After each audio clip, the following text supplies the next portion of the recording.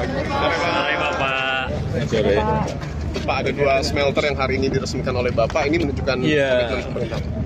Ini smelter yang sangat besar sekali dengan investasi juga yang sangat besar sekali. Tadi pagi di PT Aman di Sumbawa itu investasinya 21 triliun rupiah. Dengan kapasitas produksi bisa sampai 900.000 ton konsentrat. Yang di sini PT Freeport Indonesia investasinya 56 triliun rupiah dengan kapasitas produksi bisa mencapai 1,7 juta ton konsentrat tembaga.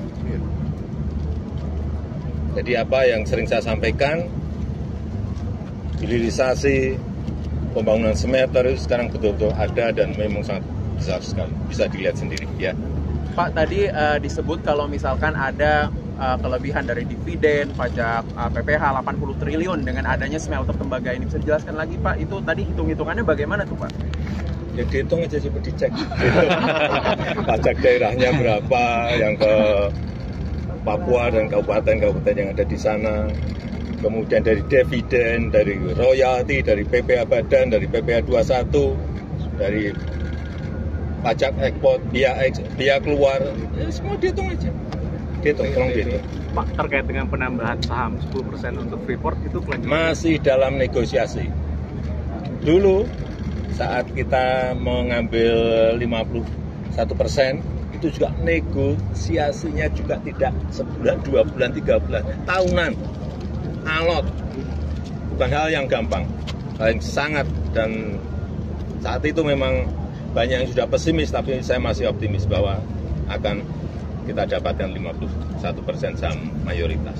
Ini masih proses, nanti tanyakan prosesnya ke Pak Menteri SDM. Tapi saya minta memang secepatnya harus di-clear-kan, karena smelternya juga sudah jadi, dan ini adalah milik Indonesia. Ya. Pak, tadi di sambutan juga Bapak bilang bahwa ini baru awal, Pak. Artinya harus ada smelter yang banyak gitu di Indonesia. Sudah dibicarakan dengan Pak Prabowo, Pak, hal ini, hilirisasi? Besok juga akan kita resmikan smelter untuk boksit yang menghasilkan aluminium di Mempawah, Kalimantan Barat. Yang lain-lain nanti, pemerintah baru pasti akan timah, batu bara, semuanya ada smelternya.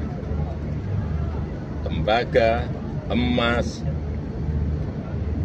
nikel, semuanya. Dan memang harus secepatnya diturunkan pada produksi-produksi turunan, sehingga betul-betul kita bisa menjadi produsen kabel, produsen alat suntai, produsen aluminium, semuanya bisa kita produksi sendiri, mandiri. Pak, terkait perpanjangan UP Freeport bagaimana? Perpanjangan masih dalam proses. Tadi juga ditanyakan oleh Freeport, tapi masih siap diproses di SDM. Terima kasih Pak. Pak, terkait dengan kalau hilirisasi untuk pasir silika gimana Pak? Itu pasir silika apakah nanti akan ada pelarangan untuk ekspor raw material lagi Pak?